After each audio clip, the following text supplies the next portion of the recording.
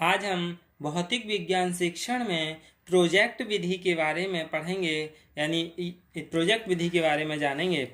Project विधि ही एक ऐसी विधि है जिसका प्रयोग करके लगभग सभी विषयों की शिक्षा दी जा सकती है। विज्ञान की सभी शाखाओं के शिक्षण में तो यह विधि लगभग लाभदायक ही है, जिनमें प्रयोगात्मक और व्यावहारिक कार्य सम्मिलित हैं। इस विधि के जन्मदाता अमेरिका के प्रसिद्ध शिक्षा शास्त्री जॉन डीवी के योग्य शिष्य सर विलियम किलपैट्रिक हैं। उन्होंने डीवी के प्रयोजनवाद से प्रभावित होकर ही इस विधि द्वारा शिक्षा के सभी अंगों को एकता के सूत्र में पिरोकर शिक्षण को रुचिकर एवं जीवन के उपयोगी बनाने का कोशिश किया, यानी प्रयत्न किया। प्रोजेक्ट या परियोजना शब्द के विभिन्न पक्षों को समझने से हमें यह आवश्यक है, इसका अर्थ पहले जान लें। यानी किलपैट्रिक की एक परिभाषा है, प्रोजेक्ट वह उद्देश्यपूर्ण कार्य है जिसे लगन के साथ सामाजिक वातावरण में किया जाता है। ये परिभाषा कभी कंपटीशन में भी आ जाती है कि परिभाषा किसकी है। यानी प्रोजेक्ट वह उद्देश्यपूर्ण कार्य है जिसे लगन के साथ सामाजिक वातावरण में किया जाता है।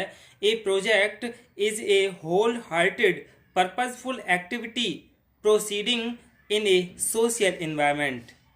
यानी एक और है, स्टीवेंस ने भी इसके बारे में बताया है, प्रोजेक्ट एक समस्या मूलक कार्य है जिसे स्वाभाविक परिस्थितियों में पूर्ण किया जाता है। यानी ऐसी समस्या मूलक कार्य है ये जो कि स्वाभाविक परिस्थिति में पूरा किया जाता है।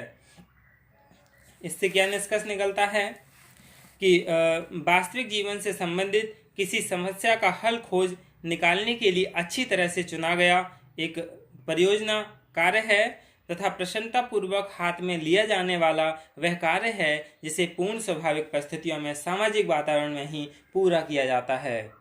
अब हम प्रोजेक्ट विधि के नेचर के बारे में जान लेते हैं।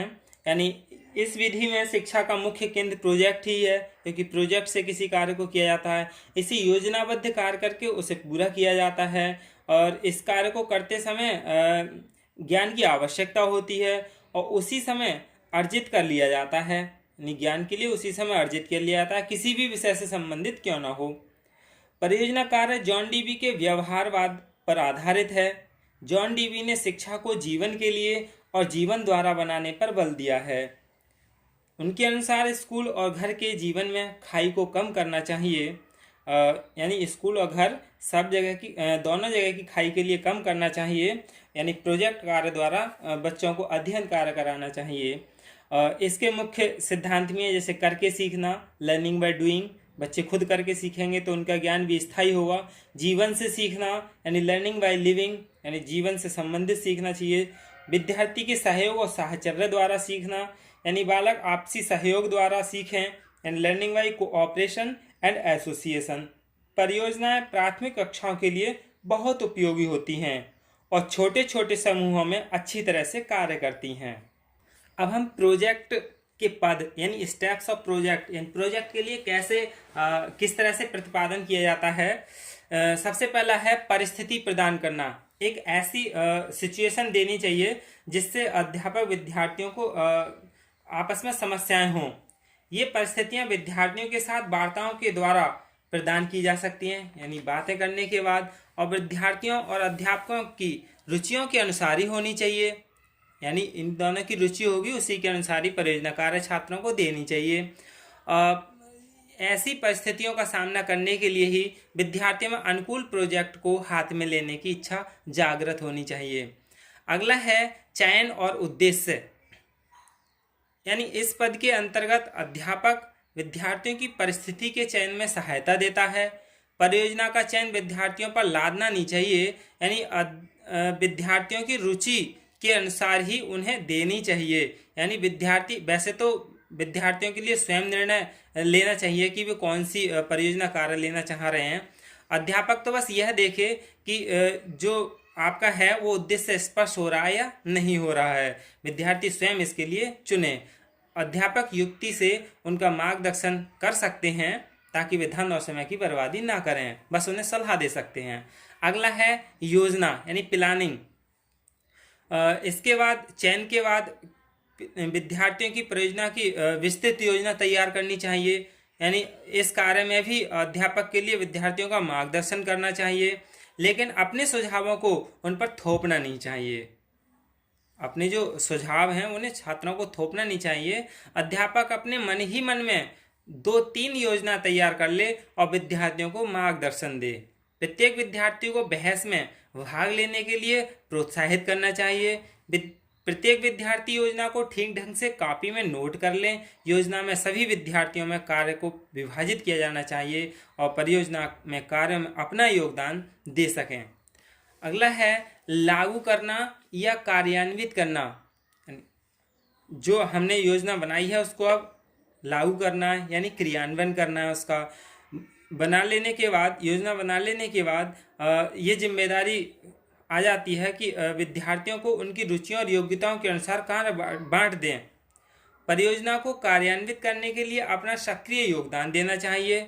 विद्यार्थी की योग्यता और रुचि के अनुसार कार्य न बांटने से परियोजना का कोई लाभ नहीं। जैसे पेंटिंग या ड्राइंग का कार्य उस विद्यार्थी को दे दिया जाए जो एक सीधी लाइन भी न खींच सके तो कोई लाभ नहीं होगा। इस पद में अध्यापक और विद्यार्थी के धैर्य का होना अति आवश्यक है।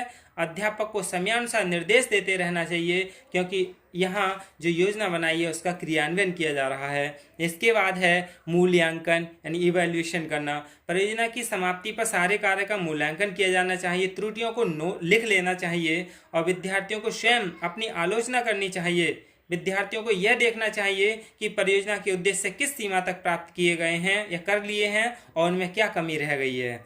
इसके बाद रिकॉर्ड करना, यानी परियोजना कार्य का सारा रिकॉर्ड विद्यार्थियों को रखना चाहिए, क्योंकि इससे ही उन्हें पता चलेगा कि किस चीज़ की कमी रही। परियोजना की योजना, उसे लागू करते संबंधी नियम, उद्देश्य, मूल्यांकन से संबंधित रिकॉर्ड रखा जा सकता है और इसी रिकॉर्ड में परियोजना के लिए प्रयोग की गई पुस्तकें, चार्ट, मॉडल आदि सभी चीज़ शामिल होती हैं।